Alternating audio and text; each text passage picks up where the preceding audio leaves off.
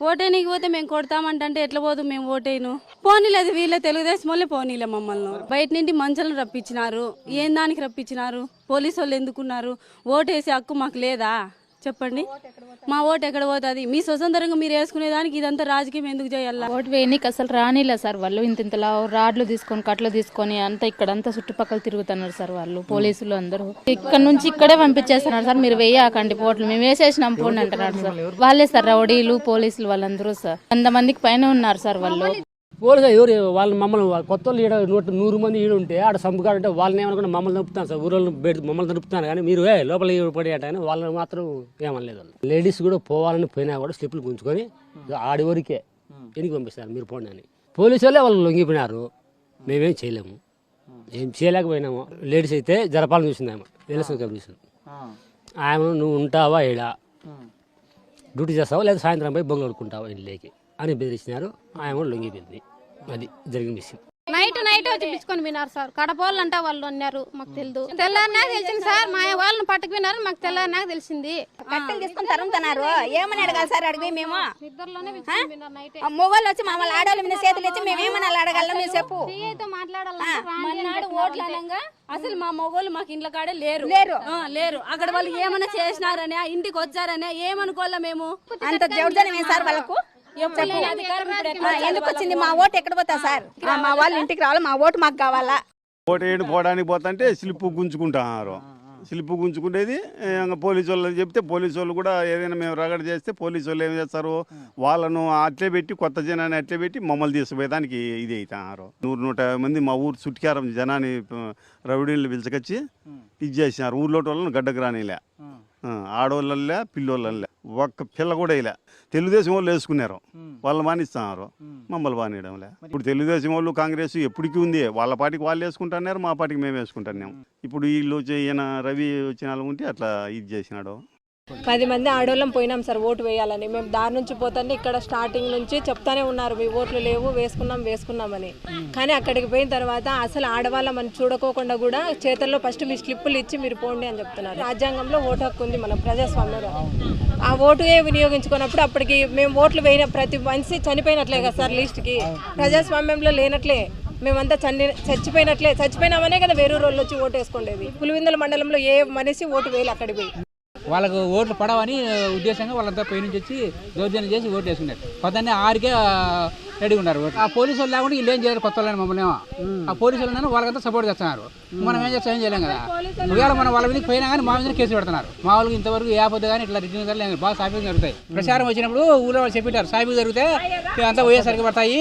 అని చెప్పి వాళ్ళు ఇంకా రెడీ ఇట్లా జరగరని ఉద్దేశంగా వచ్చి మంచులాడు చేస్తున్నారు జనం చాలా మంది వచ్చారు సార్ నడుపులకు ఒక 500 మంది పైన వచ్చింటారు సార్ అంతా ఓన్లీ స్కూల్ కాడికి మేము పేపర్ తీసుకుంటారు మీ ఓటు మేము వేసుకున్నాం పని ఎన్నిక పంపించారు సార్ స్టిప్పులు కానీ మా దగ్గర ఉన్నాయి సార్ వాళ్ళు ఎట్లా వేసుకుంటారు సార్ మా ఓట్లు వాళ్ళకి ఏమక్కుంది సార్ బయట వాళ్ళకు మా ఉండూరు వాళ్ళకి కానీ పోలీసులు మొత్తం వాళ్ళకే ఇచ్చారు సార్ మొత్తం అంతా పొద్దున్నే 6 గంటలకు ఓటైనా పోవాలని రెడీ అయినాం సార్ పోయినాం గేట్ కాడికి పోతుంటే అడ్డుకున్నారు సార్ వాళ్ళు పోలీసులు మా ఓటకు మేము వేసుకోవాలని లేదని మేము అడిగినాం సార్ నీకు అయినా లేదు 11 తర్వాత నువ్వురా ఓటేచ్చు అన్నాడు సార్ సర్లేని మళ్ళీ పోయినాం సార్ 10:30-11కు పోయినాం పోతానంటే నీ ఓటు మేము కుదుకున్నాం మీరు పోండి అని దొబ్బినారు సార్ బయటకు వచ్చి మా ఓటు మేము వేసుకునే దానికి హక్కు లేదని మేము అడిగితే అప్పుడు లాఠీలు చూపిస్తున్నారు కారులో నుంచి రాళ్ళు చూపించున్నారు సార్ మా అక్కే కదా సార్ అది ఓటక్కు మాటేటప్పుడు మా ఇళ్ళ కాడికి వచ్చి ఏంటి కడగాలి సార్ వాళ్ళు ఓటు వేయండి మాకు వేయండి అని తెలుగుదేశం వాళ్ళు అయితే మీరు లిస్టులోనే లేదని చెప్పినారు సార్ మమ్మల్ని అయితే ఒక 10-20 ఇండ్లు ఉన్నాయి సార్ మా అయితే నాకు అసలు మీరు లిస్టులోనే లేరు మీరు రావద్దు మేమే గుద్దుకుంటామని చెప్పినారు సార్ ఆల్రెడీ ముందే మాకు అసలు లిస్టులోనే లేదన్నప్పుడు మాకు స్లిప్పులు ఎట్టు వచ్చినాయి మాకు ఓటక్కు ఎట్టుంటుంది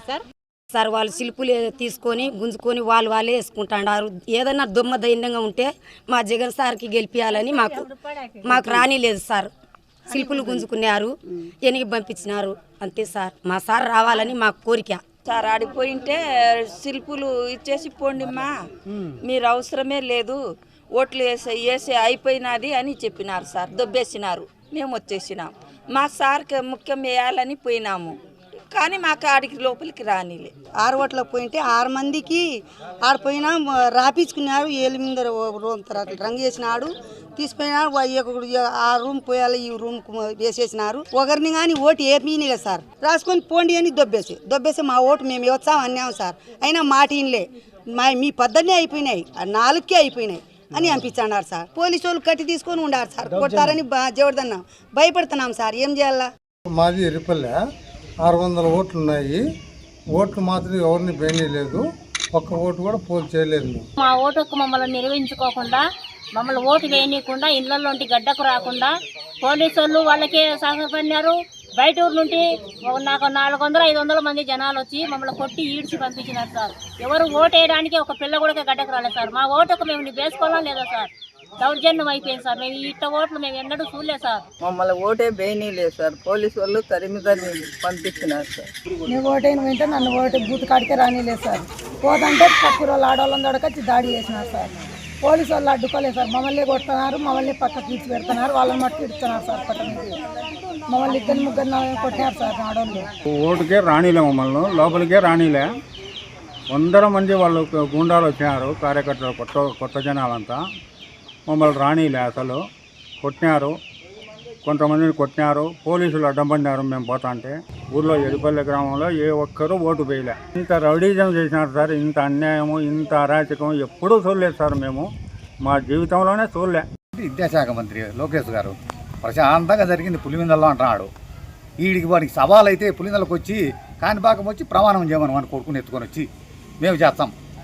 ప్రశాంతంగా జరిగింటే ఓట్లు ఒంటిమిట్ట కానీ పులివెందులలో కానీ ఏనైనా సరే ఛాలెంజ్ చేస్తున్నాం. బీటెక్ రావు భార్య కూడా ఏమన్నా ప్రశాంతంగా జరిగిందంటే ఆమె ఇప్పుడు వచ్చి ఏమన్నా ఇప్పుడు మళ్ళీ పెట్టుకోమను. ప్రశాంతంగా జరిగితే మేము గుండు గురించుకొని తిరుగుతాం.